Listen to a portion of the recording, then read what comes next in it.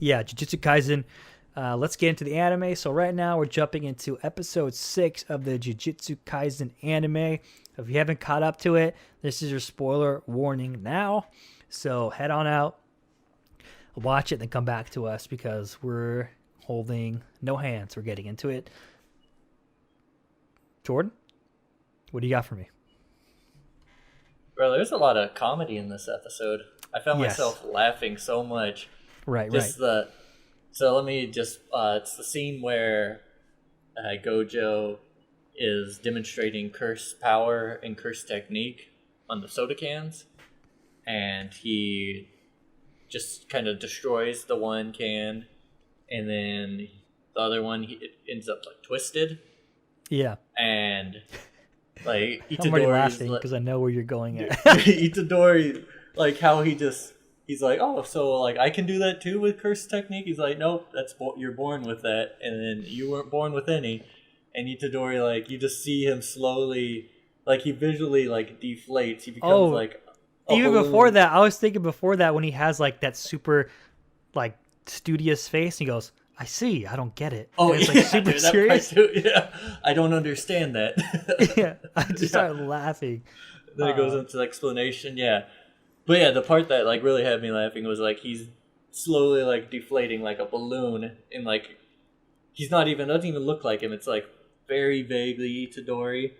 Right. He's just laying on the ground like I want it, and then he goes through all these like different anime powers. He's like, I wanted to use Rasengan. I wanted to use a Dodon Ray. A Kamehameha. Yeah, just fuck anything, dude. Bankai. I was like, yeah, dude. the Bankai one.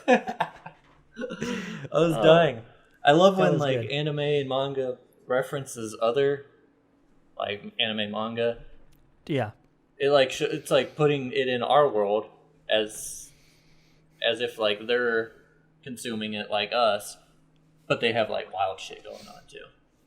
And I think it's a way of like paying homage like to the influences of that person, because like whatever you consume, be it consciously or subconsciously is gonna is gonna form your style in a way and how you tell your story. So seeing that, like, yeah, it was fucking cool to kind of relate to it. And it's like the same episode, the same thing with the episode prior. We have Kugisaki, and she's talking about the Smash Bros on the Wii.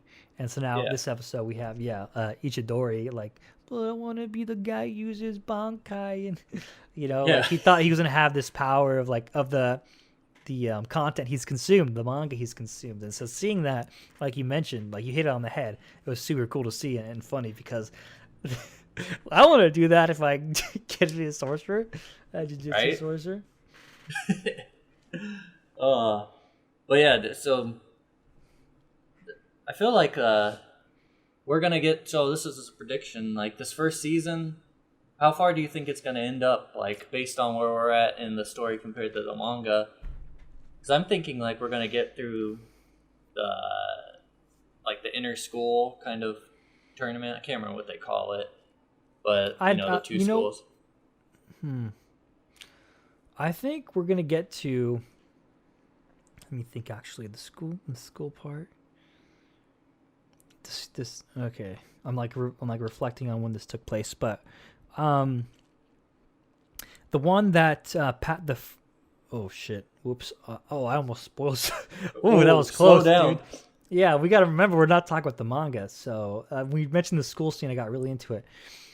I definitely see us getting to that point. Now, what I want to say is I'm gonna try to break this into non-spoiler, but in the opening credits, at the very end, we see Itadori and his friend with like the hair, his bangs going over his eye. You see that, right?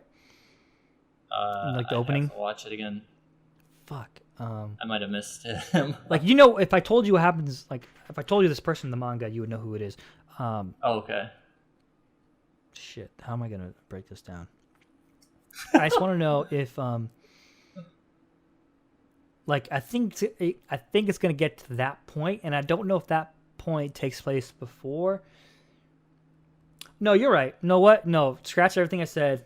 It's gonna say for absolute. I think it's gonna get to that school fight scene because we do have Toto in the opening scene, And I think so. I think you're right. I think we're gonna get to that spot. All right, let's jump off that. I shouldn't even ask that question. Yeah, because now that's manga territory. We're in dangerous territory. But in the show, it does say they're having a exhibition of different schools. So yeah, that's the only reason I brought it up. Yeah. Yep, and the character that we just referenced is in the opening.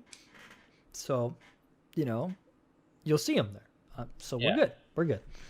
Let's jump back to the episode. Yeah, let's go back to the episode. So, we're talking about so it was good. We had the comedy there, the comic relief. But it was cool seeing the contract scene take place between Sakana and Itadori, because actually, I thought when I was, because I'm a manga reader,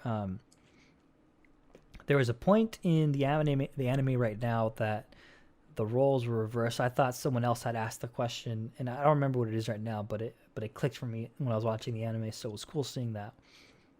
It was cool seeing that scene take place, because again, we see how just powerful Sakana is when he gives him this contract and says, if I win, listen to my conditions, but if I lose, there's no conditions. And the moment Itadori says, yeah, let's go, it's sliced up.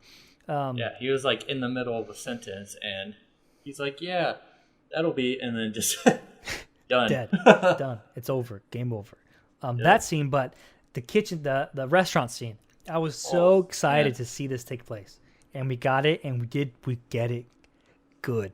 Mappa, M-A-P-P-A, whatever, how do you pronounce your studio? Dude, ladies and gentlemen, round of applause, because you made that scene so much more crazy than the manga. Bro, like in the manga, we got what happened. But in the anime, when you like the human beings one by one just getting lit up, and it's like, holy shit, we are dealing with a fucking curse, a high level demon devil curse, Gojo, Mr. Mount Fuji head. And the way he did it too was just brutal, because he's like having savage. People just pop off. Like, it's not, he could have just like lit them up all at once, but it was kind of like he wanted to have like savor the terror as they realized, like, seeing one of their friends just catch on fire. Yes. Like, and I also want to jump in here. Prior to that, we do have the character who says, I've always had a strong like sense of danger and fear, and how he he quits on the spot because he can sense like something bad's going to be happening. And I love that because us as humans, we have our superstitions and that gut feeling, so it's a way to bring us into the scene again, because they're like, holy shit, like that guy felt what was about to happen and dipped, and then immediately afterwards, following that, we do get like the Charboil like one by one scene. Yeah, it's cool how it was represented too. Like, he couldn't fully see like that there was danger in there, but he saw in like the chairs at that table there was this dark figure, like dark. It wasn't even figures. It was just like a dark energy. And he recognized that if he went over there, he'd die. So he like ghosted out of there. And Sorry, boss, I quit. Oh, after like he feels just so justified. He's like, oh my god, I'm never gonna like doubt myself again. He probably got all the confidence. Like the more you trust your guts and your instincts, the higher your connection to that happens, and like you get in tune with it. So I love that scene. I really love how they did it into the animation, and like you mentioned, and Gojo just lights him up tauntingly, brutally, savagely. You can truly see like the malice in it, and his cheeky ass grin, and like that poor one server who like witnessed it all go around her and almost made it out, dude. Yeah. Just to be. It's going to be interesting seeing the next episodes. We have the mention of Volcano Heads asking how many Sakana fingers he is in strength. And what'd he say? He's like, I'd say you're like 8 or 9. 7 or 8, yeah. 7 or 8. So, I mean, out of 20, right? That's how many of the fingers there are? Yeah. Is it 20? Because he has 20 because he has forearms. Sakana's forearms. Yeah. So, at the end of the episode, we see that Gojo knows that he's about to get attacked. He gets out of the car, sends the car away, and then he volcano head comes in from above. So, like, we're gonna see like a representation of like strength wise where everyone stands, kind of, and it's gonna be cool to see. Yeah, I agree. I've been looking for like every scene or every like episode that comes out. I'm looking forward to it, but this next part, I've been looking forward to it quite a bit, and especially how the animation takes place prior to this. I can only just like happily in anticipation, eagerness of how this hopefully portrays beautifully for our eyes. Yeah. Because there's a badass scene coming up. Yep. Stay tuned. Gonna be. That's all I'm gonna say about that. It's cool. Cool. Yeah. Damn. But yeah, guys. So you're in for a treat. If you're just watching the anime, I don't know if you're readers only, but I suggest watching if you read manga, I suggest watching up to that point, because you do kind of. It's cool to see how it translates from read to watch, and yeah, this is a fucking awesome series for sure. It is. I'm happy. Awesome in both mediums. Started it. Yeah.